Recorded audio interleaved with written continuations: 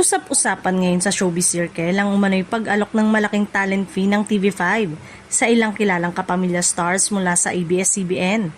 Ayon sa mga source, target umano ng network na palakasin pa ang kanilang primetime at digital content sa pamamagitan ng pagkuha ng bigating pangalan mula sa rival network. Ilan sa mga pangalang napapabalita ay sina Kim Chiu, Paulo Avellino at Gerald Anderson, na pawang may malalaking proyekto at solid fanbase. Gayunpaman, wala pang opisyal na kumpirmasyon mula sa kanilang kampo kung sila nga ba ay tumatanggap o kinukonsiderang nasabing alok. Ayon pa sa insiders, hindi lang umano talent fee ang inaalok kundi pati creative control sa ilang proyekto. Mas flexible na schedule at pagkakataong makagawa ng kakaibang content. Mula teleserye hanggang streaming shows.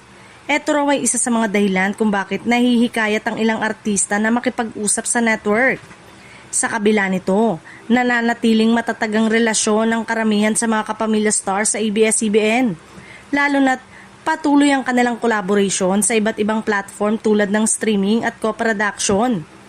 May ilan ding loyal sa kanilang home network dahil sa matagal na pinagsamahan at suporta sa kanilang karir. Samantala, hati naman ang reaksyon ng netizen.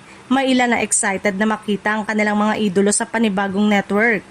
Habang ang iba naman ay umaasang manatili ang mga ito sa kanilang pinagmulan. Para sa marami, mas mahalaga pa rin ang kalidad ng proyekto kaysa sa kung saang network mapapanood ang artista. Sa ngayon, wala pang final na anunsyo ngunit inaasang lilinaw ang lahat sa mga susunod na linggo. Patuloy namang nakaabang ang fans sa magiging desisyon ng kanilang mga paboritong bituin kung sila ba'y lilipat o mananatili sa kasalukuyang network.